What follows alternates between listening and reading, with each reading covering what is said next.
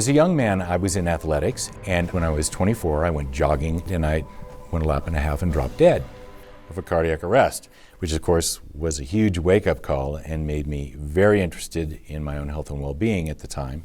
And then ultimately, I became a journalist, and I was watching the obesity epidemic go crazy. We kept turning to the same experts, or supposed experts, looking for a solution, but the problem was only getting worse.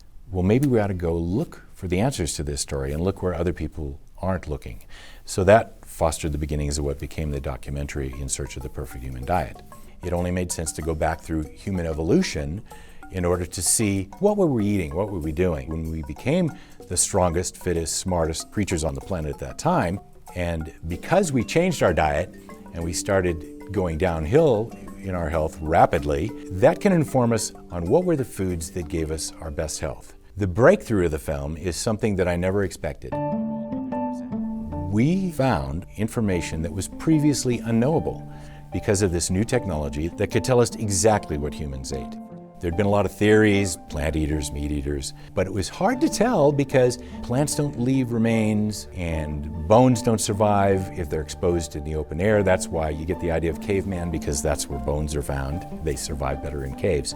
But the most interesting discovery was the fact that we could pin down factually with hard science what was the perfect human diet, what was the real human diet at that time. And that's something we could never do before. In the film, we talk about human foods and non-human foods. Human foods are the foods that we were eating when we were at our healthiest, and non-human foods are the foods that we added to our diet that took our health downhill. But the real idea here is to simplify it as much as possible and make it as easy as possible for people to make decisions. And to illustrate that, we do a store tour to show people exactly what that means on a practical level when they go out every day to go shopping for their food.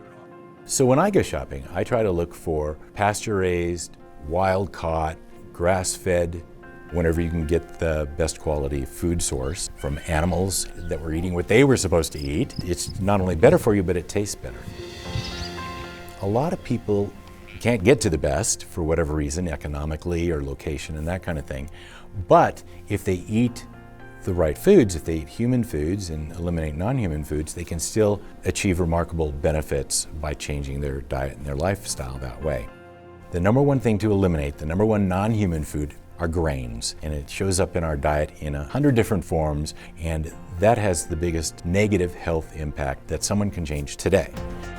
When I learned about these principles, when I did these interviews, it was a no-brainer for me to say, oh my gosh, why wouldn't I want to eat this way? Why wouldn't I want to eat human foods, especially given my heart condition? You know, I needed to do everything I could to be as healthy as I could be. It's made a big difference, you know, and I'm much sparkier, much happier, I think, overall than I was when I was eating traditional standard American diet. Well, let's not make just cookies. Let's make almond meal cookies. Let's try to notch it up. In the end, really the most important takeaway for people, it's the same thing I've found for myself, is that when you start eating this way and following these principles, you can achieve the health and the life you deserve. And that's something I think everybody ought to have.